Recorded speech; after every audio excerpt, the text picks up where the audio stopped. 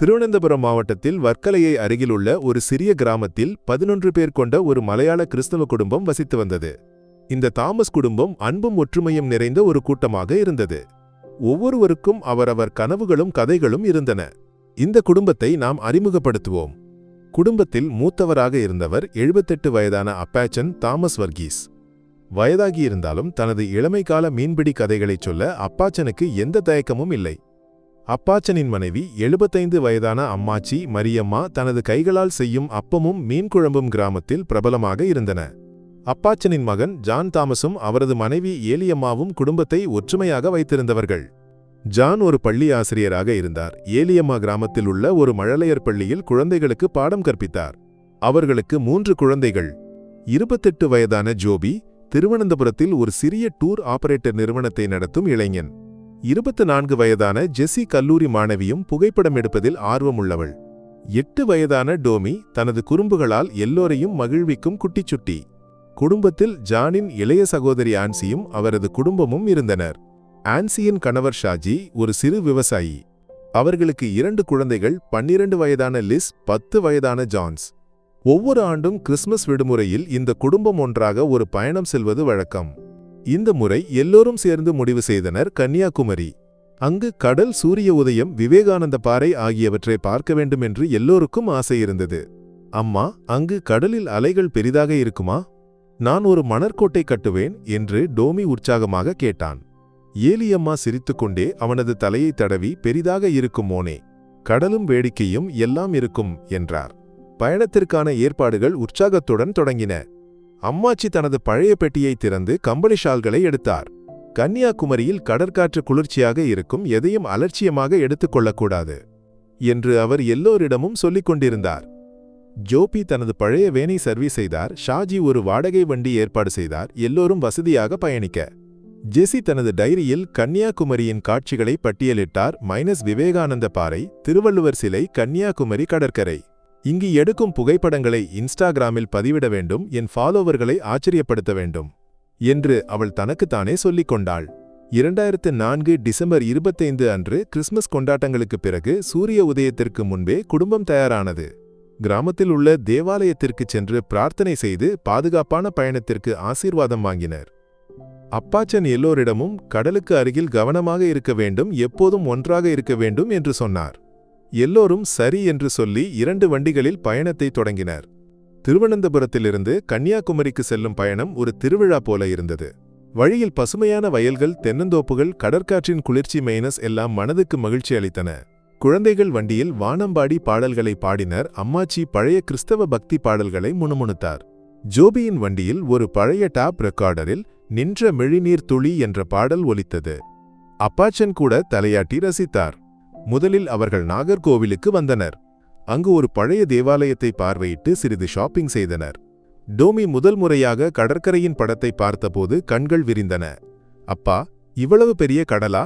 இதில் மீன்கள் இருக்குமா என்று உற்சாகமாக கேட்டான். ஷாஜி சிரித்துக்கொண்டே அவனது தலையை தட்டி, இருக்கு மோனே, நீ பார்க்கலாம் என்றார். குடும்பம் ஒரு சிறிய பூங்காவில் இறங்கி ஜெசி தனது கேமராவில் நிறைய புகைப்படங்கள் எடுத்தாள்.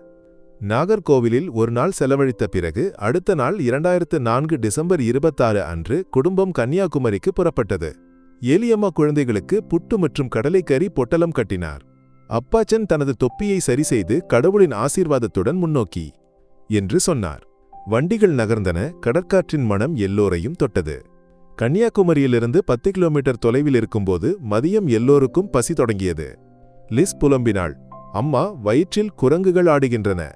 ஜான்ஸ் கூட்டினான், எனக்கு ஒரு லெமன் சோடா வேணும். ஜோபி வண்டியை மெதுவாக நிறுத்தி சுற்றும் முற்றும் பார்த்தான்.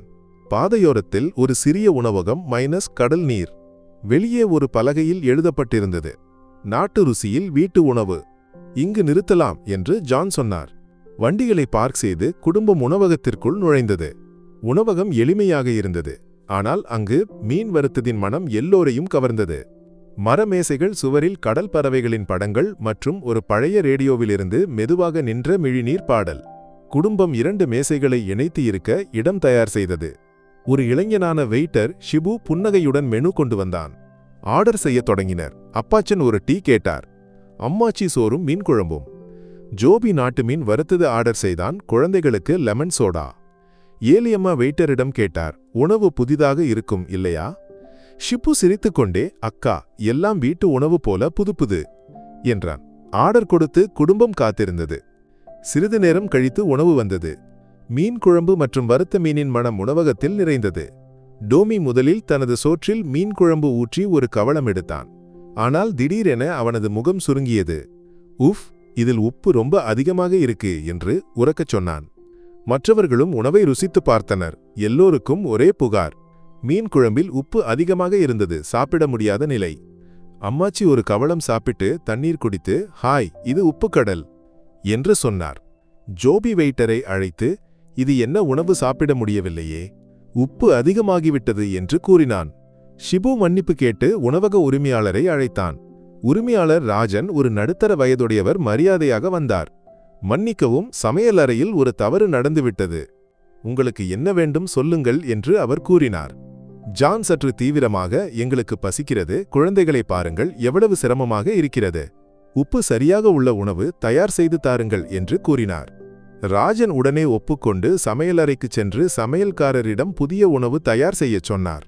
இந்த முறை கவனமாக இருக்க வேண்டும், என் பெயர் கெட்டுவிடக்கூடாது என்று அவர் சமையல்காரரிடம் நினைவூட்டினார். உணவு தயாராக சிறிது நேரம் எடுத்தது. குழந்தைகள் பொறுமையிழந்தனர். லிஸ் அம்மாவிடம் இப்போது பசியே போய்விட்டது என்று கூறினாள். ஏலியம்மா அவளை சமாதானப்படுத்தி அம்மாச்சியின் பையிலிருந்து சிறிது பிஸ்கட்டுகளை எடுத்துக் கொடுத்தார். அப்பாச்சன் ராஜனிடம் வேகமாக செய்யுங்கள், குழந்தைகளுக்கு காத்திருக்க முடியாது என்று கூறினார். ராஜன் சிரித்துக்கொண்டே, இப்போது தயாராகிவிடும், சிறிது பொறுமையாக இருங்கள் என்று கூறினார். குடும்பம் ஒருவருக்கொருவர் பேசி நேரத்தை செலவழித்தது.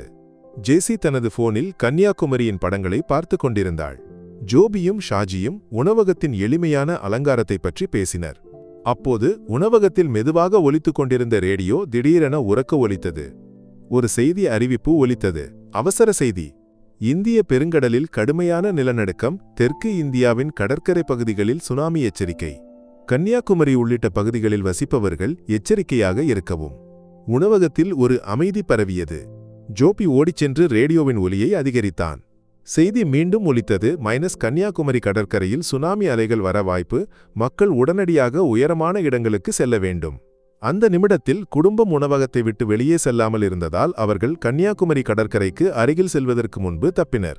டோமி பயத்துடன் அம்மாவின் கையை இறுக்க பிடித்து, அம்மா, நாம் அங்கு இருந்திருந்தால் என்று கேட்டான். ஏலியம்மா அவனை கட்டிப்பிடித்தார். ஆனால் அவளது கண்கள் கலங்கியிருந்தன. அப்பாச்சன் கைகளை கூப்பி, கடவுளே, உன் கருணை என்று கூறினார்.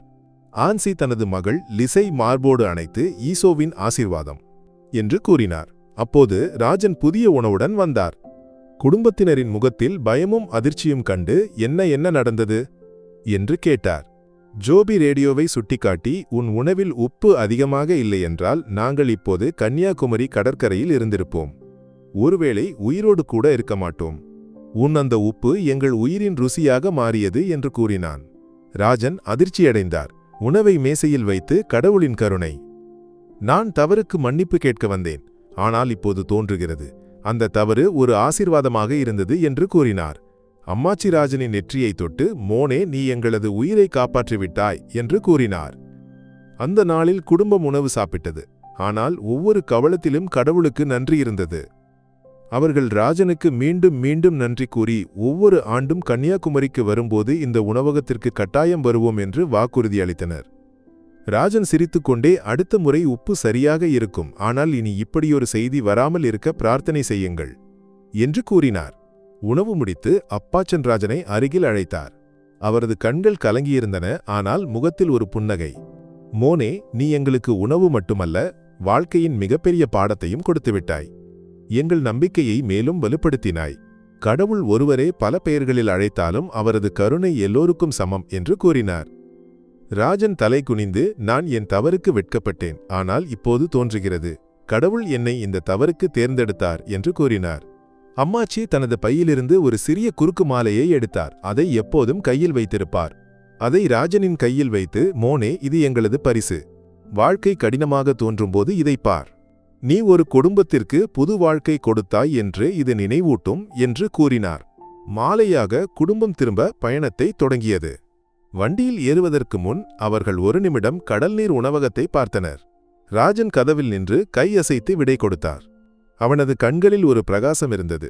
அந்த நிமிடத்தை எப்போதும் நினைவில் வைக்கும் பிரகாசம். வண்டிகள் முன்னோக்கி நகர்ந்தன. கடற்காற்று அவர்களுடன் பயணித்தது. திரும்பும் வழியில் இதுவரை பயத்துடன் பேசாமல் இருந்த டோமி அம்மாவிடம், அம்மா, ஈசோ நம்மை காப்பாற்றினாரா என்று கேட்டான்.